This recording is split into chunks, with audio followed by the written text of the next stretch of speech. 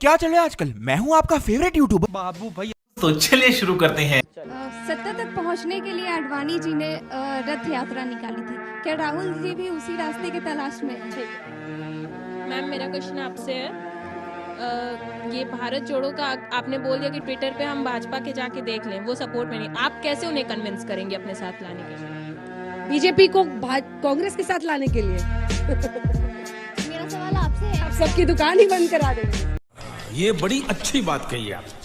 मेरा नाम निधि है और मेरा सवाल आपसे है कि अब ये भारत जोड़ो जो आंदोलन चल रहा है, क्या ये वोट बटोरो आंदोलन है या वाकई में भारत जोड़ो आंदोलन है?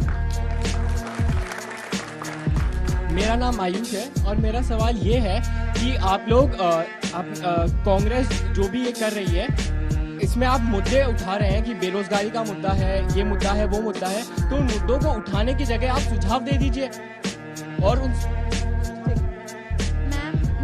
मैम आप ये राहुल गांधी जी, सारे सवाल आप ही के लिए हैं। यही देखिए, देश में दिक्कत यही है, सत्ता में ये लोग सवाल आपसे पूछते हैं। चलिए, राहुल गांधी जी भारत जोड़ो यात्रा तो कर रहे हैं, लेकिन उनकी ही टीम से, उनकी ही पार्टी से जो पुराने लीडर्स छोड़ के जा रहे हैं, उनका क्या भगदड़ मची हुई है कांग्रेस पार्टी में।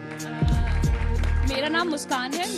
मेरा सवाल ये है कि 2014 से ही लोगों ने भारत जोड़ो फॉलो करना शुरू कर दिया था, लेकिन अब कांग्रेस कह रही है कि वो नया ये लेकर आ रही है। लेकिन जब कांग्रेस सुनने में आया कि कांग्रेस नई आई है, कांग्रेस नई कैसे है? पहले वो आलू से सोना बनाती थी, अब वो आटे को लीटर में तोल रही है। मैं बस इतना पूछना चाहती हूँ कि कैसे हम भरोसा कर ले उन? ठीक है, एक साथ जवाब देंगे, छोटा एकदम छोटा। मेरा सवाल मैम से है कि कांग्रेस भारत जोड़ो आंदोलन निकली है, लेकिन कांग्रेस के जो युवा वरिष्ठ और जो चेहरे थे, जैसे ज्योतिरादित्य सिंधिया या कपिल सिब्बल, गुलाम नबी आजाद, ये कांग्रेस से निकल के दूसरी पार्टियों में जा रहे हैं या दूसरी पार्टियां बना रहे हैं, तो कांग्रेस खुद को जोड़ के रख नहीं पा रही है। मैम मेरा नाम आकाश है। मेरा सवाल मैम ये है कि जैसे हम लोगों ने पास्ट में देखा था कि कांग्रेस का कहीं ना कहीं सपोर्ट जेएनयू कांड में हुआ था। मैम जेएनयू को हम लोग ये अच्छे से जानते हैं कि उनका भारत के विरोध में ही सारे एजेंडा, सारे एक्टिविटीज होते हैं, तो ये भारत तो वो पहले से ही तोड़ रहे थे, तो अब ये नया एजेंडा उन्होंने वोट बैंकिंग के लिए क्यों इस्तेमाल कर?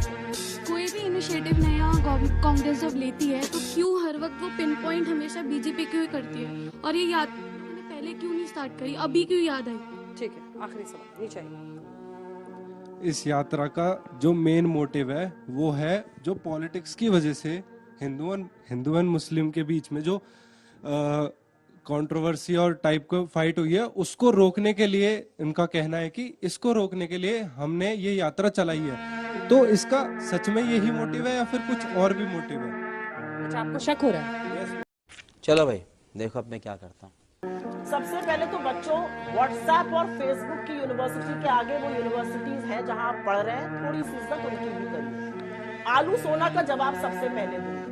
आलू डालो और सोना निकलेगा, ये भाषण मोदी जी ने दिया था, राहुल गांधी जी उसको कोट कर रहे थे। बीजेपी की आईटी सेल ने सेलेक्ट पोर्शन काटा और उसको वायरल कर दिया। असली भाषण मोदी जी ने दिया था, गुजरात में दिया था। आपकी जानकारी मुझे बता दें।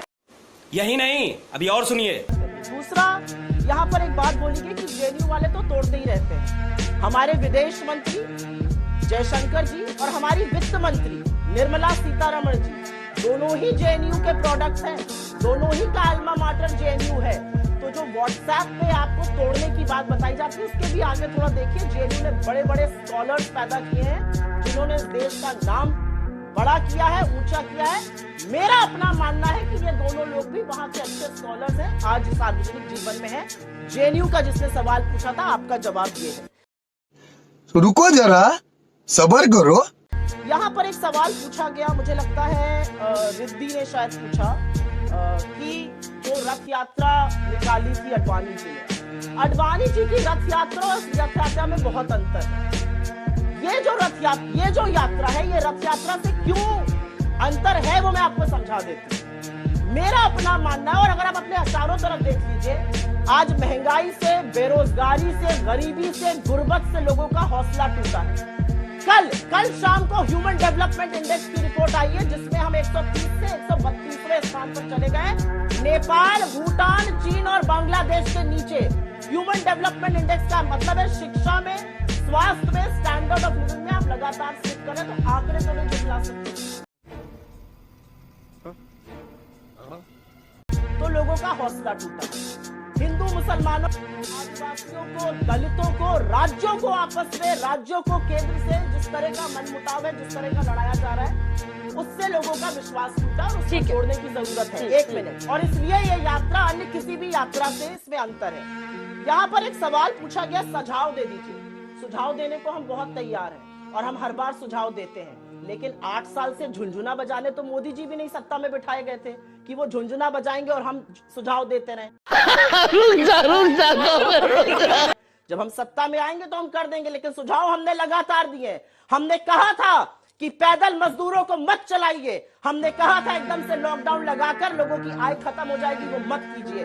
हमने कहा था चिलमिलाती धूप में लोग मरने लगेंगे, मत चलाइए, लेकिन इन्होंने लाखों मजदूरों को चलाया। हमने कहा था कोविड के लिए प्रिपेयर रहिए। फरवरी में सबसे पहले राहुल गांधी जी ने कहा था सुनामी आने वाली है, तब मोदी जी मध्य प्रदेश की चुनी हुई सरकार गिरा रहे थे और नमस्ते ट्रंप करा रहे थे, दीदी ओ दीदी कर रहे थे।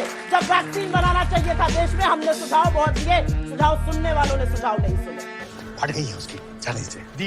और एक बात यहाँ पर, क्योंकि 2 लोगों ने पूछी, इसका जवाब मैं बिल्कुल दूंगी और जो सवाल का जवाब देना जरूरी है कि हमारे यहाँ से लोग छोड़ के जा रहे हैं। मुझे ऐसा लगता है कि आज जो विपक्ष की राजनीति है उसमें सिर्फ आप एक पॉलिटिकल पार्टी से नहीं लड़ रहे, आप एक ऐसे पॉलिटिकल फोर्स से लड़ रहे हैं जिनको लगता है कि आप उनके राजनीतिक प्रतिद्वंदी नहीं है, आप उनके दुश्मन हैं।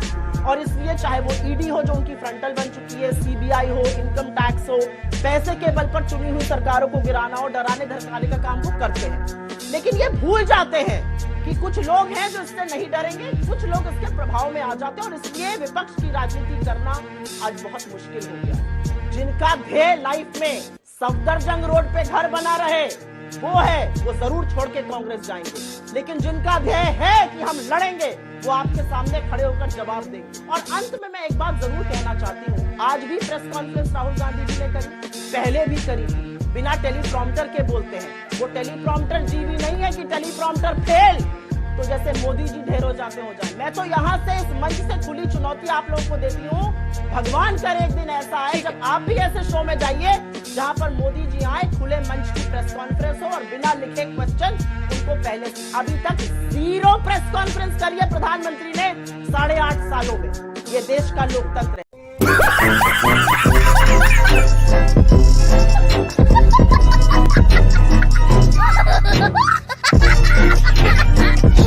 तो लाइक और शेयर ठोक दीजिए, महाकाल का दबाकर लाइक और शेयर ठोक दीजिए। 5000 लौटे दिख जाना चाहिए। ये 4000 के लिए मैं यहाँ पे नहीं खड़ा हूँ, पूरा साल मेहनत करता हूँ आपके लिए बेटा। ऐसा नहीं चलेगा, ऐसा नहीं चलेगा। लाइक ठोकी दबा के।